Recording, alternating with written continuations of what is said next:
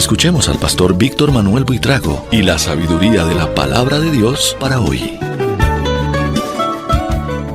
Bendito Señor, no hay nada más emocionante, edificante y que nos ayude en todo que estudiar tu palabra. Lo mejor que podemos hacer es estudiarla, pero cuando lo hacemos solamente desde el intelecto, no es el beneficio que deseamos. Por eso te ruego hoy que tu Espíritu Santo nos lleve a esas verdades espirituales que nos van a ayudar a glorificar tu nombre y a nuestro crecimiento espiritual. Gracias por llevarnos de la mano. Gracias, Espíritu Santo, por guiarnos a toda verdad. En el nombre de Jesús, amén. Muy bien, aquí estamos ya para nuestra lección número 15 de Apocalipsis inductivo. Hoy vamos a tocar el capítulo 14 del versículo 1 al versículo 20. Y voy a comenzar leyendo los versículos del 1 al 5 que dicen: Después miré, y he aquí el Cordero estaba en pie sobre el monte de Sión, y con él 144,000 que tenían el nombre de él y de su Padre escrito en la frente. Y oí una voz del cielo como estruendo de muchas aguas y como sonido de un gran trueno. Y la voz que oí era como de arpistas que tocaban sus arpas. Y cantaban un cántico nuevo delante del trono y delante de los 4 seres vivientes y de los ancianos. Y nadie podía aprender el cántico sino aquellos 144,000 que fueron redimidos de entre los de la tierra. Estos son los que no se contaminaron con mujeres, pues son vírgenes. Estos son los que siguen al Cordero por donde quiera que va. Estos fueron redimidos de entre los hombres como primicias para Dios y para el Cordero. En sus bocas no fue hallada mentira, pues son sin mancha delante del trono de Dios. Muy bien. Esto es lo que nos dice el versículo 1 al versículo 5. Vamos a tratar entonces de descubrir ciertas características de estos 144,000. Las 7 cosas distintivas de los 144,000 las podemos resumir de esta manera.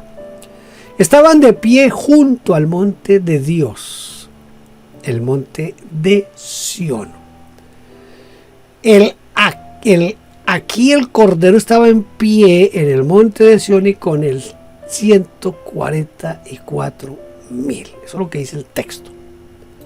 Segundo lugar, tenían en su frente escrito el nombre de Jesucristo y el nombre de Dios el Padre.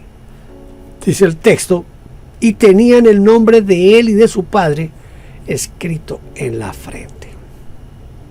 Tercero, cantaban un cántico nuevo que nadie podía aprender, solamente ellos. El texto dice: y nadie podía aprender el cántico. Nadie lo podía aprender. Cuarto, todos eran varones vírgenes. Estos son, dice el texto, los que no se contaminaron con mujeres, pues son vírgenes. Quinto, todos ellos siguen continuamente a Jesucristo. Estos son los que siguen al Cordero por donde quiera que va. Sexto, todos pertenecen a la primera generación de creyentes en Cristo. Dice: estos fueron redimidos de entre los hombres como primicias para Dios y para el Cordero.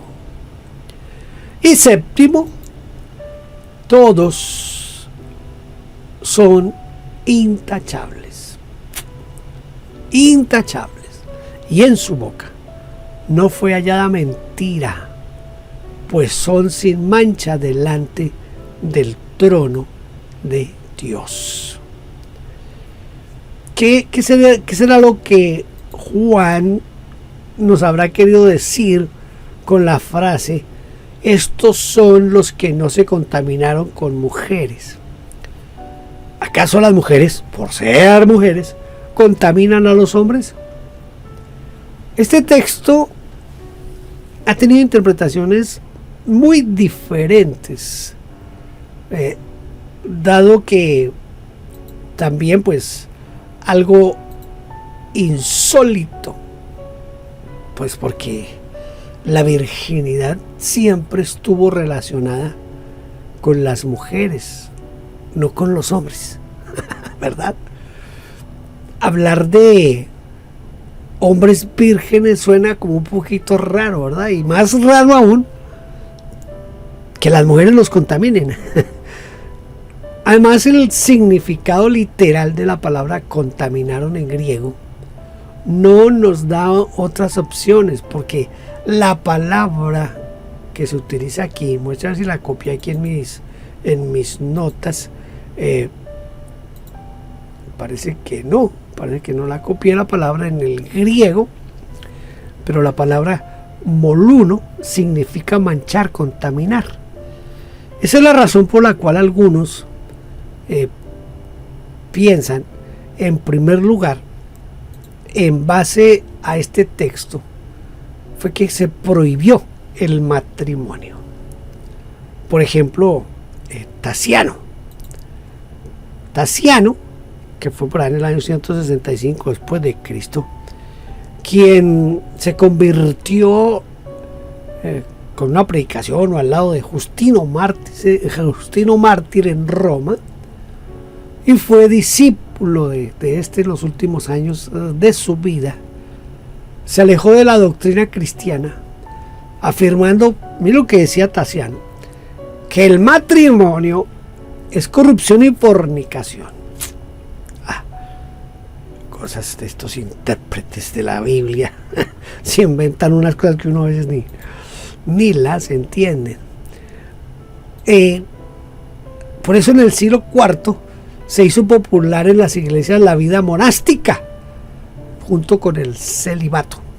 Así fue creciendo la idea que los que sirven a Dios no debían casarse hasta que primero en el concilio de Letrán en el 1123, yo ya estoy hablando como gringo, en el 1123, y por último en el concilio de Trento en el 1545 se estableció el celibato obligatorio para los curas. Ya no fue un asunto opcional, sino que fue algo obligatorio. En segundo lugar, otros han dicho que no debe interpretarse literalmente y que se refiere a la contaminación con los ídolos del paganismo. También se ha pensado que algún copista añadió esta frase y que no estaba en el original. Pero no hay ninguna prueba de que esto sea así. No, esto solamente teorías que se van levantando en el camino. Tal vez el texto se refiera a Levítico 15:19, que dice: cuando la mujer tuviere flujo de sangre y su flujo fuere en su cuerpo, 7 días estará apartada, y cualquiera que la tocare será inmundo hasta la noche. Y si ella tocaba a alguien o alguien la tocaba, quedaría inmundo. Era una cuestión puramente ritual. Esto era un asunto puramente ritual. No fue escrito esto en contra del matrimonio ni en contra de la mujer. Mire, más aún, según el apóstol Pedro, a las mujeres se les debe dar honor porque son coherederas de la gracia. Por lo tanto, no deberíamos sacar conclusiones apresuradas y establecer una doctrina sobre una base tan débil como esa. Cuando yo recién llegué a la iglesia, yo casi tenía 15 años, todavía no tenía 15 años de edad cuando recién llegué a la iglesia. Y yo traté de devorar la Biblia, leía la Biblia todos los días, Y no sé en cuánto tiempo leí la primera vez la Biblia desde Génesis 1:1 hasta Apocalipsis 22:22. Yo no recuerdo cuánto me demoré. Lo único cierto es que yo devoraba y devoraba. Cuando llegué aquí a esta parte del Apocalipsis, yo le pregunté a uno de los más ancianos, más viejos, de más antigüedad en la iglesia, que era, cómo explicaba él eso, qué quería decir eso. Él me salió con un cuento, como digo, un cuento con una historia, que esos eran los niños que mandó matar Herodes cuando los magos se fueron sin avisarle que ya había nacido el rey el salvador del mundo. Entonces se acuerdan que Herodes mandó a matar a los niños allá en la región de Belén, y que entonces esos 144,000 eran esos niños. Bueno, si era un niño prácticamente, yo creí que sí, que eran los niños. No sé a cuánto les expliqué eso, pero ya con el tiempo, cuando uno comienza a tener como un poquito de uso de razón, un día me puse a averiguar sobre Belén y sobre todo, y encontré que el máximo, lo más posible, es que no superarán los 40 niños que fueron asesinados allá en Belén. ¿Por qué razón? Porque Belén no era una ciudad grande, era una aldea.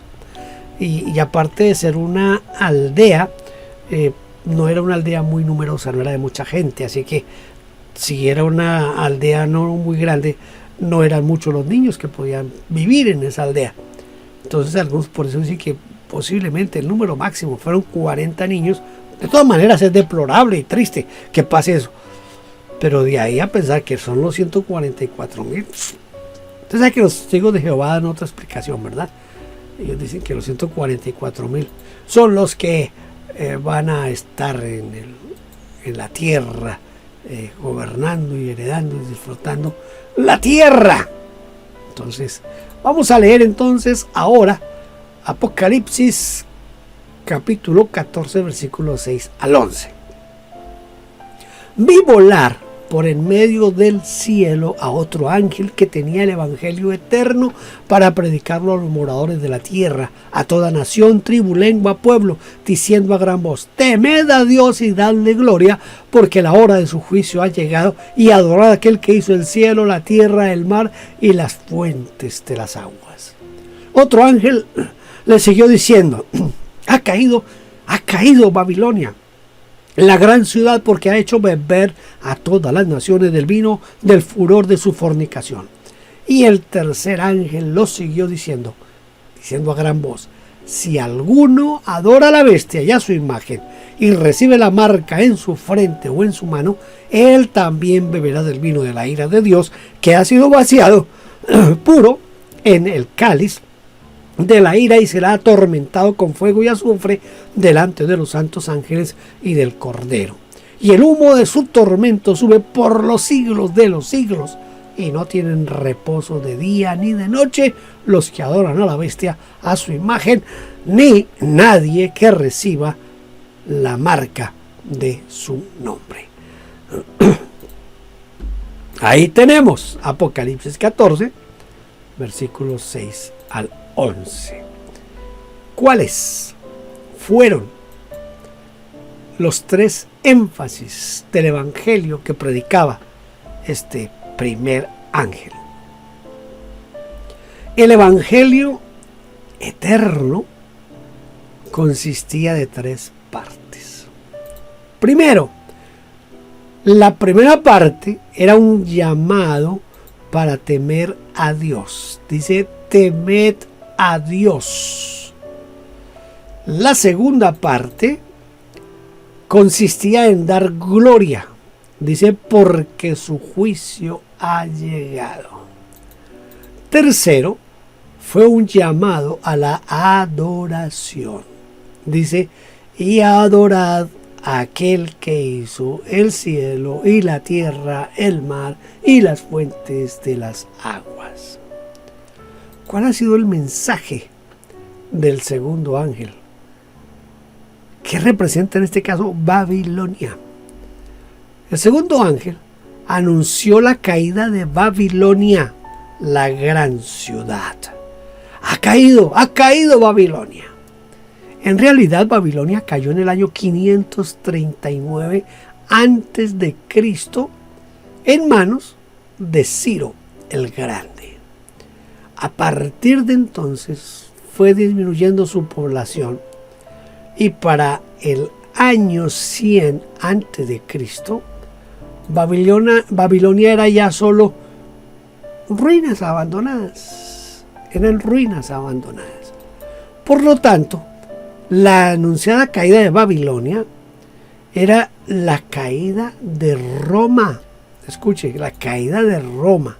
A la ciudad de Roma, desde muchos años atrás, se le llama Babilonia porque Roma representa para los cristianos lo mismo que Babilonia para los judíos cuando fueron llevados en cautiverio hasta allí. ¿Cuál ha sido la advertencia del tercer ángel? El tercer ángel lanzó la advertencia por si alguno adora a la bestia y a su imagen y recibe la marca en su frente o en su mano, recibirá un castigo terrible, será atormentado, dice, con fuego y azufre por toda la eternidad, o sea, por los siglos de los siglos, y nunca podrá descansar, dice, ni de día ni de noche. Porque para esto vino Jesucristo, para salvarnos de ese espantoso destino. Y por eso nuestra alabanza, nuestra gratitud por su sacrificio en la cruz debe ser infinitamente grande. Así como lo expresó el famoso Carlos Wesley en ese gran himno que se titula "Oh, si tuviera lenguas mil para cantar las glorias de mi Dios, mi Rey, y sus triunfos alabar". Yo creí que lo había puesto aquí, busqué el himno, lo preparé y pensé que lo había puesto aquí, pero sí, parece que aquí está. Tratemos de escuchar este himno de Carlos Wesley.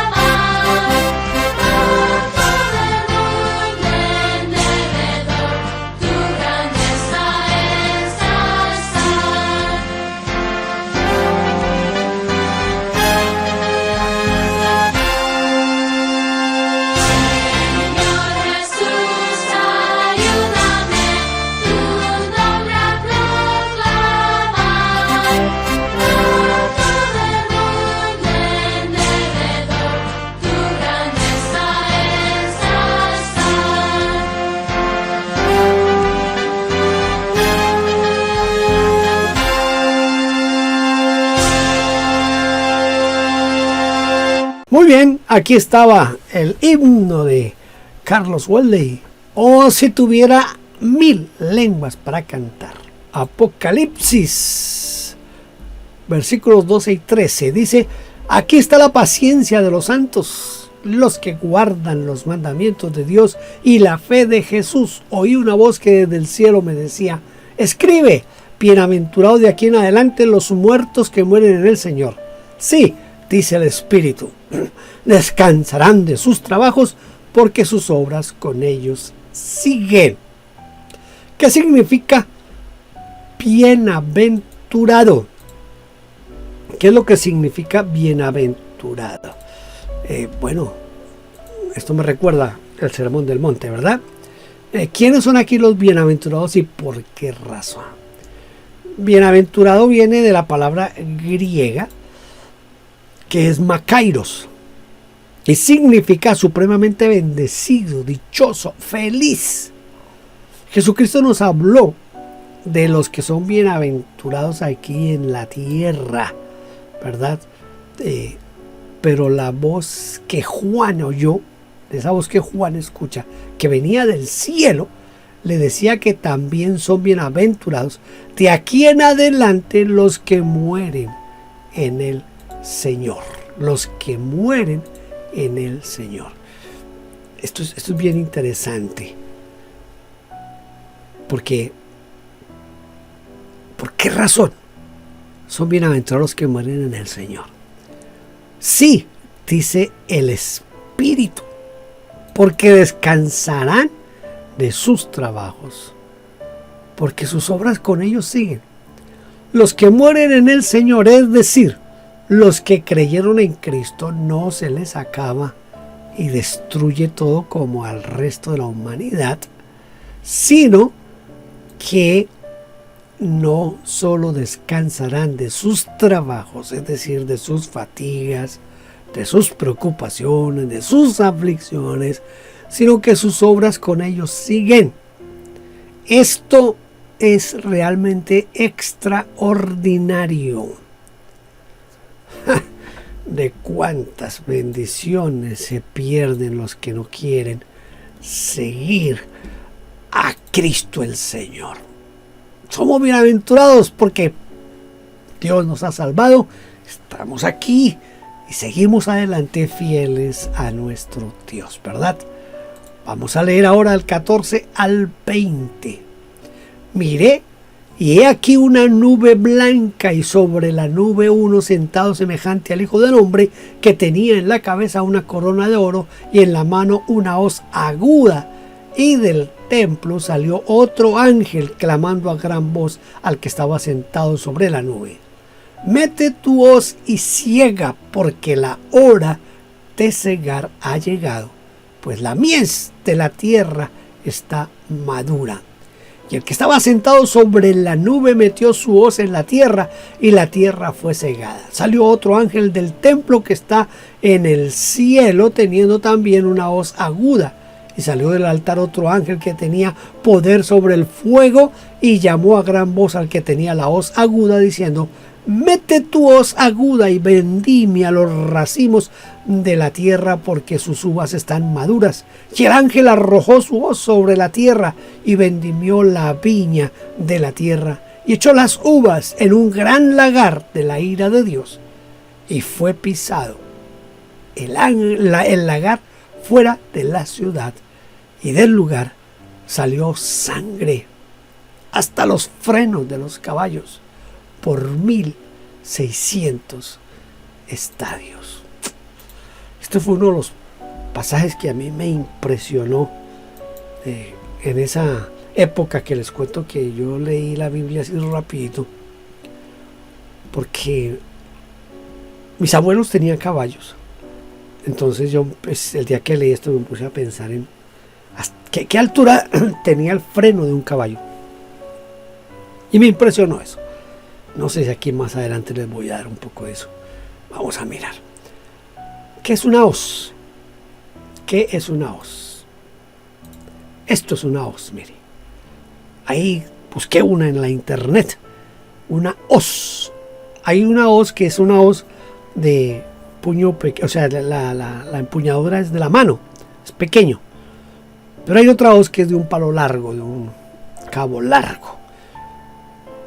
Entonces la hoz es una cuchilla de metal en forma de media luna. Es como una guadaña, pero es más curva y más pequeña. Y se usa con una sola mano y con la otra se recoge la gavilla que se corta.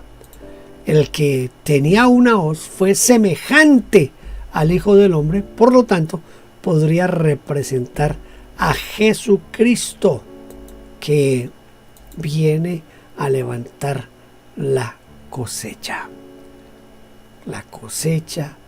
de los campos blancos, es decir, de todos los redimidos por el Señor Jesucristo. Podemos observar que esta cosecha se realiza desde una nube blanca. Por lo tanto, representa la hermosa imagen del arrebatamiento de la iglesia, tal como lo describe el apóstol Pablo en 1 Tesalonicenses 4:17.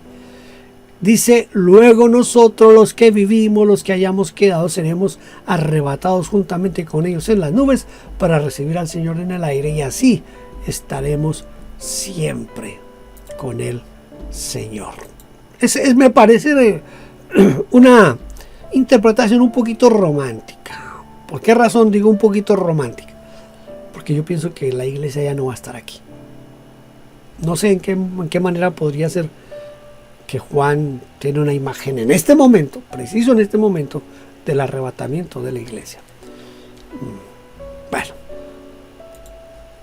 pero es más o menos lo que podemos deducir del texto, ¿verdad? Si le hacemos una pregunta no tan profunda en teología, sino solamente la pregunta desprevenida de lo que es un estudio inductivo.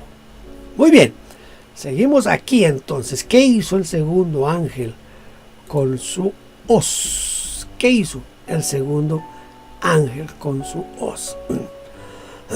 Perdón. También este segundo ángel también tiene una hoz aguda, pero no para cosechar, sino para vendimiar los racimos de la tierra, porque las uvas están maduras. Así como el grano de trigo representa a los redimidos, los racimos de uva representan a los perdidos, porque el ángel, una vez que vendimió la viña de la tierra, echó las uvas en un gran lagar de la ira de Dios, fuera de la ciudad. Fue pisado fuera de la ciudad. Y del lagar salió sangre hasta los frenos de los caballos por 1600 estadios. Los 1600 estadios equivalen a 295 kilómetros de sangre. La altura de los frenos de los caballos es de 1,50 promedio. Hay algunos que son más altos, hay otros más bajitos, pero el promedio de los caballos es 1,50. Si multiplicamos 295 kilómetros por ese 1,50 de altura, esto equivaldría más o menos, escuche esto, 444,000 metros cúbicos de sangre. Tiene que haber una matazón, una mortandad bien impresionante para ver tanta sangre, ¿verdad? Tratemos de memorizar el versículo 13, que dice: oí una voz que desde el cielo me decía: escribe, bienaventurados de aquí en adelante los muertos que mueren en el Señor. Sí, dice el Espíritu, descansarán de sus trabajos, porque sus obras con ellos siguen. Oí una voz que desde el cielo me decía: bienaventurados de aquí en adelante los muertos que mueren en el Señor. Sí, dice el Espíritu, descansarán de sus trabajos, porque sus obras con ellos siguen. Esto dice el versículo 13. Muy bien. Hemos llegado al final de nuestra lección número 15 de Apocalipsis Inductivo. Espero que nos encontremos en la lección número 16. Dios les bendiga. Gracias por vernos. Déjenos su huella suscribiéndose y comentando. No olvide campanita y compartir. Dios le bendiga.